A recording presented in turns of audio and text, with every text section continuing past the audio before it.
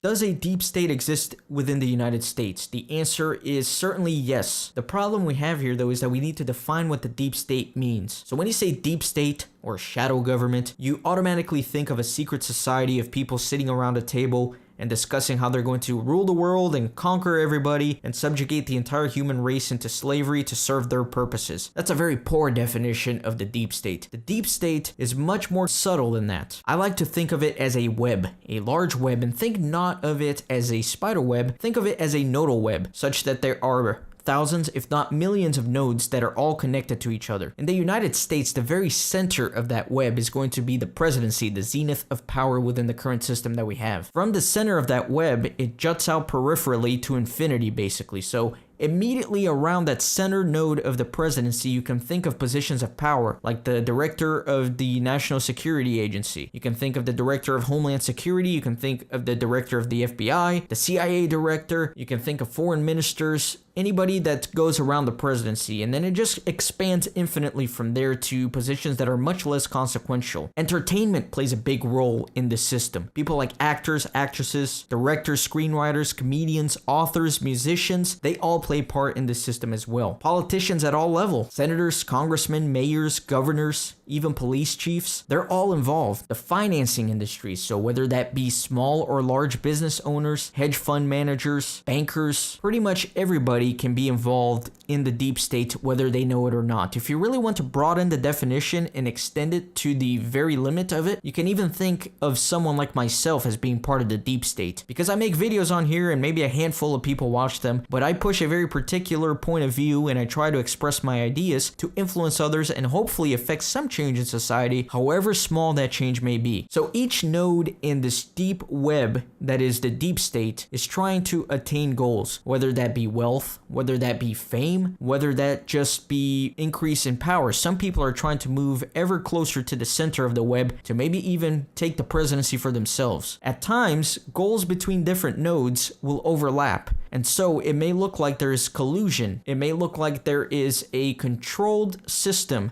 or secret societies that are working together to undermine certain principles. Think of CNN, for example. They're working very hard recently to stifle their competition, especially alternative news sites. So they target advertisers and say that they should not be funding these alternative news sources. They claim moral superiority. They claim to be the only ones who can disperse the truth. They try to shut down their competition. They try to get people censored on the basis of hate speech. And this is all for a corporate and political motive. So they may be trying to push their own political ideology, but also they are a business trying to maintain hegemony over news information and control money flow that way. So let's say you have a regular leftist off the street. They may not necessarily agree with the capitalistic intentions of CNN, and they may not necessarily agree with censorship per se, but they will align with that ideology in order to stifle right viewpoints and conservative viewpoints. So if you look at it from the outside, it may seem that some leftist groups are colluding with CNN to subjugate conservative viewpoints and to push censorship,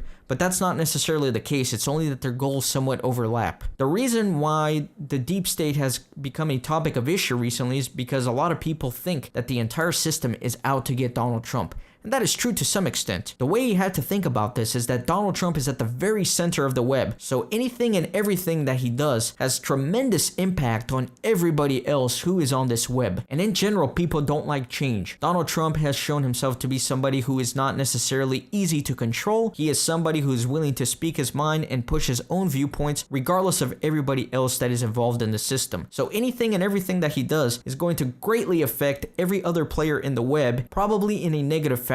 So what you're going to have is you're going to have certain spheres of influence within the web all trying to push against a Donald Trump agenda. And that is all to serve their own self-interest. But when you look at it from the outside, from a larger viewpoint, it looks like that the entire system is going against him, when really it's just thousands, if not millions, of separate systems attacking Donald Trump Perhaps not for the same reason, but when looked at from afar, it looks like they're all coordinating together to attack him, when it may not necessarily be the case. To deny the existence of a deep state is to say that all political decisions and course of actions taken by the United States is strictly through a democratic means. That is to say, we the people elect leaders to represent us, and they act in our interest each and every single time. And that is certainly not the case, because obviously there is plenty of influence from the outside and people pursuing their own goals and passions. So think not of a group of global elites meeting in secret and trying to decide the course of action for mankind, but think instead of a very large, infinitely complex system that is very decentralized. Millions of nodes in a web, each working towards individual goals that can sometimes overlap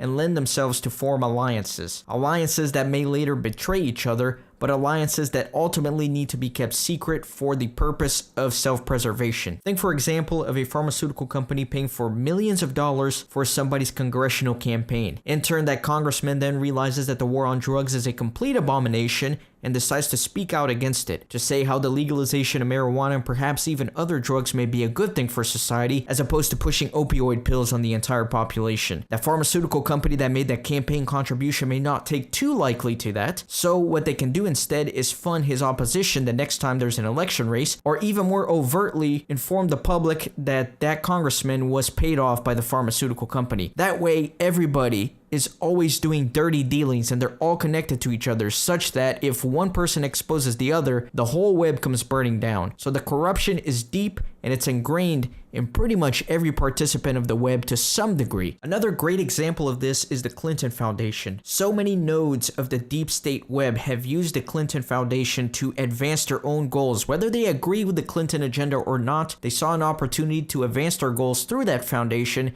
and took the opportunity to do so. What that allowed the Clintons to do is to become involved in a very large portion of the web. And as her corruptions become exposed, more and more people try to hide those exposures. As it becomes evident through the WikiLeaks emails that she was colluding with virtually every media organization in the United States to rig the primary elections against Bernie Sanders, that she was working with the Democratic Party to rig those elections. As it becomes revealed that she was involved in the sale of 20% of the United States uranium to the Russians, as it becomes revealed that she utilized the State Department and the Obama administration to spy on her political opponents, as all this comes into light, everybody who is ever involved with Clinton have to work extra hard to make sure that none of this information sees the light of day. They may completely disagree with Hillary Clinton, they may want her behind bars, they may even want her executed, but they have to side with her, because if she goes down, they go down. And that's the foundational principle of the deep state. It is all of these nodes in a giant web, each trying to propagate their own goal, but in the process becoming intertwined with each other, and in the process of that, becoming intertwined in one giant corruption, such that if one node falls, the entire web collapses. And it's better that the web stays still and stays stable for each person that's involved in that system than for it to burn down. So that is what the deep state is, and to deny its existence is foolish.